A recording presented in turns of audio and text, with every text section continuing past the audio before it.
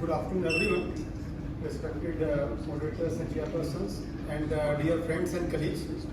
I will be presenting this endoscopic VVF repair, which once I have told to many people, they ask me how you can do it endoscopically. So that is the answer I want to give in this my lecture on this.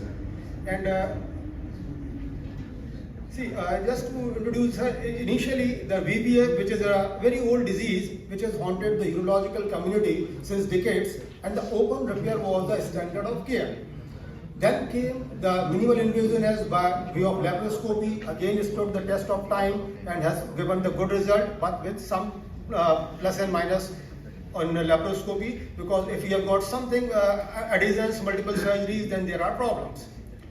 Robotic has also made its way in management of the VVF repair and given again a good result, but still there are some cost factors associated with that. And in that same regard, in that way, we have also done to make it more minimal invasive, the endoscopic VVF repair has now come up, and I would like to show my results, as well as there are a few literature support is also come up in that. Dear friends, how I have come to this endoscopic VVF, I will just narrate in short. So this is a video. You can see in this video that we can see the suture material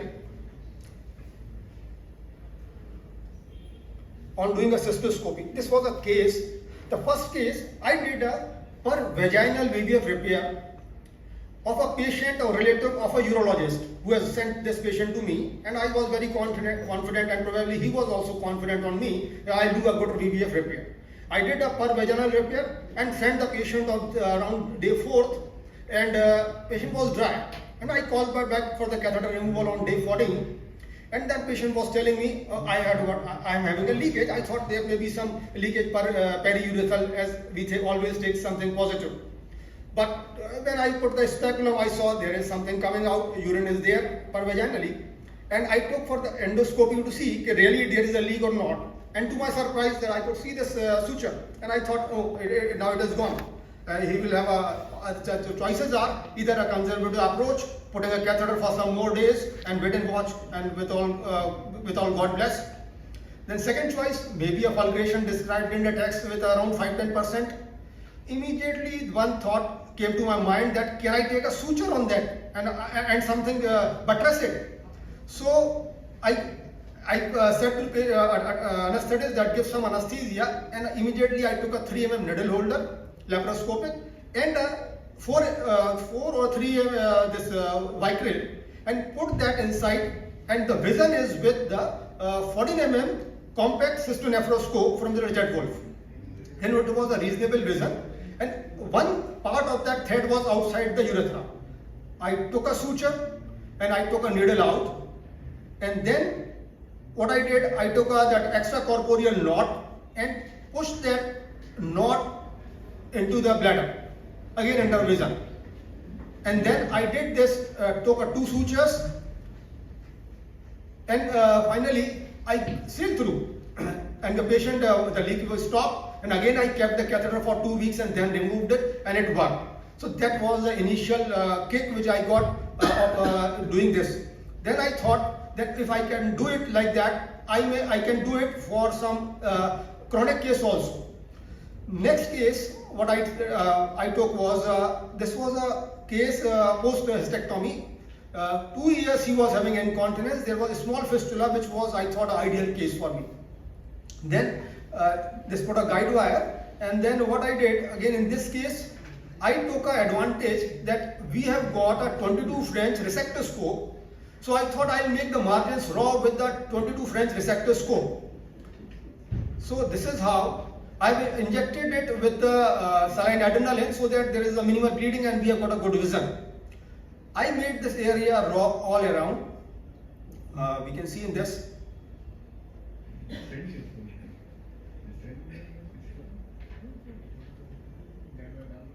And this is the external view, where we have kept the 2 things from the urethra, 3 mm needle holder as well as the 14 French scope. Then I took 2 sutures. They were this opening was very near to the ureteric meatus. So we took a good bites including the raw areas, and I even left the internal the part to heal spontaneously, bladder part. I don't took 2 sutures, and because I was worried that I may take that is very near to the UV junction. So once I took these 2 sutures, so sorry, I think voice is coming. And on table there was no leak, and I took a small suture here on per vaginally also, and this is the urethra, because somebody may say that it may be causing urethral damage. This was urethra seen post-operatively, and we have done a scopy on this lady after around 2 months, and this was a post-operative result in this case. There was no leak, it healed nicely.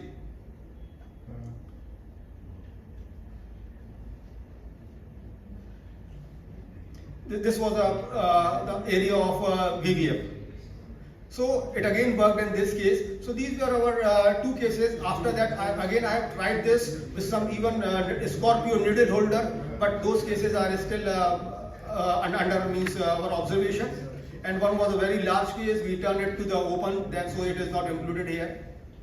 So dear friends, now this endoscopic VVF repair is not a new thing. Already the papers have started coming. This is the paper from the Turkey, the natural orifice transurethral endoscopic vesicovaginal fistula.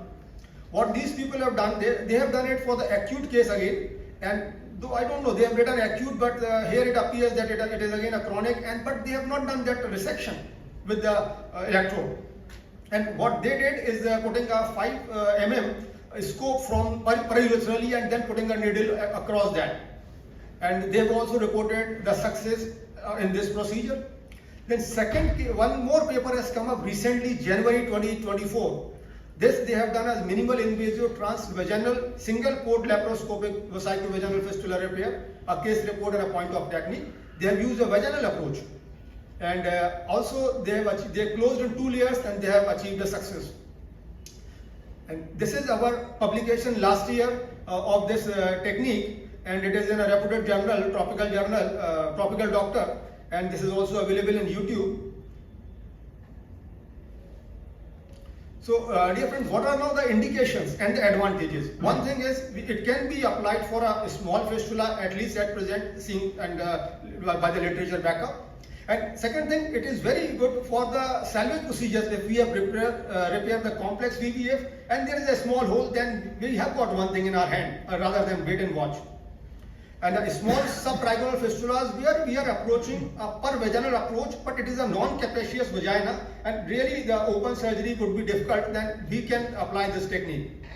And early repairs of fistulas can be taken up if doing a cystoscopy, finding the area healthy, then it can be taken up. So you may not wait for a very long time of around 2 months, 3 months. And does not affect the later definitive repairs if required. And all our urologists are well versed with the cystoscopic techniques. We have got a good visions. So definitely it has got a less morbidity and a rapid convalescence. This technique got a best video session award in the West Zone this year. Thank you. Thank you, Dr. Sandeep. Any questions? Shabir, how did you put the needle into through the urethra into the bladder? See, like we put on the through that port, we have holded the needle thread just beyond the needle and put it inside like that. And how did you take out that needle? Same like this. Urethra damage If nahi it hoga. gets stuck, If it gets stuck in bladder neck. what will happen? No, it will not. You have got a vision. How it will get stuck up? It can. It can. Sometimes it Very can. likely. So you should actually it's a good technique. Only that small needle. You have used which needle size? Needle size was 40. Then it's okay. Sir, I have one question. You have closed down the vagina, but you have not closed the bladder. Bladder, yes. In that case, the bladder mucosa. We took a good bite, including the you can see the muscles. So you have closed the bladder or not? No, bladder mucosa was not closed.